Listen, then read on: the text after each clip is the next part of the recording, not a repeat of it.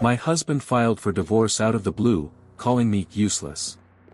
But now he's begging for a second chance. Imagine the shock of your life when the person you've been with for 15 years suddenly walks out, claiming you're a useless wife, and leaves you for a younger woman.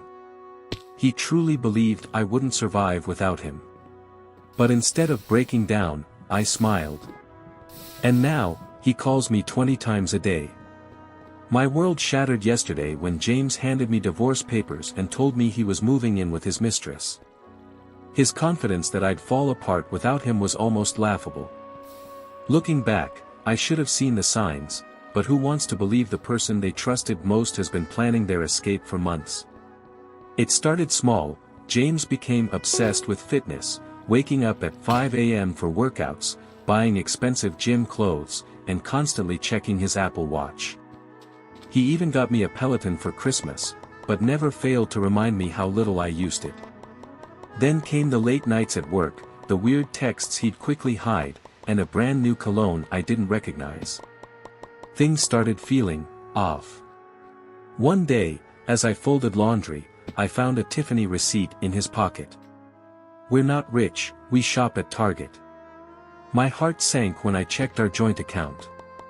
Withdrawals to an unfamiliar account, and our savings were mysteriously disappearing. I waited for him to get home, receipt in hand. Instead of the excuses I expected, he just laughed. He handed me the divorce papers, smirking like he had already won. "You've contributed nothing to this marriage," he said. And just like that, my 15 years of support, housework, and self-sacrifice meant nothing to him. He told me how his new girlfriend, Aurora, actually takes care of herself and has ambition. Apparently, she's a fitness influencer with 50K followers, everything I wasn't. The worst part? He'd already planned it all. An apartment with her, jewelry bought with our savings. He didn't even try to hide it. I was furious, but instead of reacting, I took action. I froze our joint credit cards, documented everything, and set the wheels of my own revenge in motion.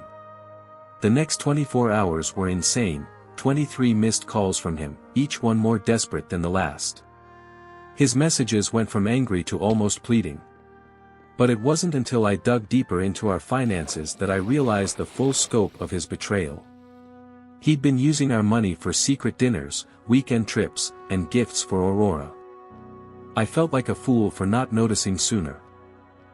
With the help of my sister, Vivian, who works at a bank, I discovered even more financial abuse.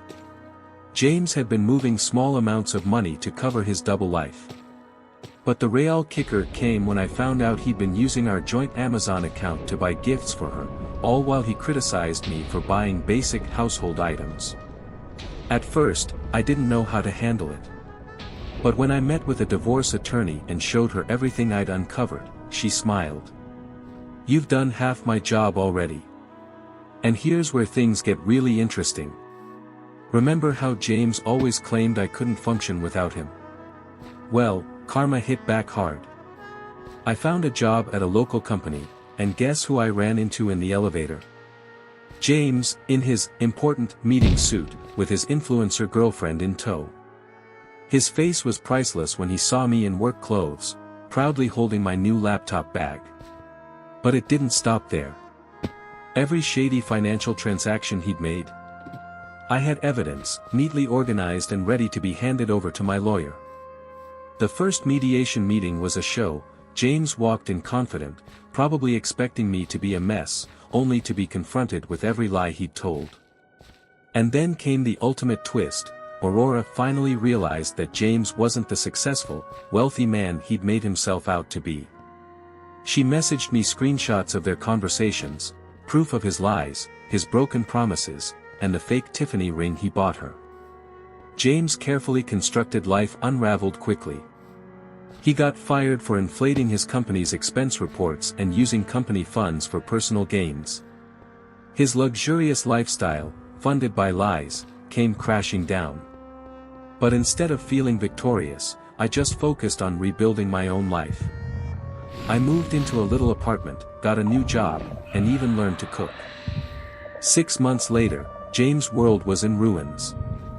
He tried everything to salvage his reputation, but it was too late.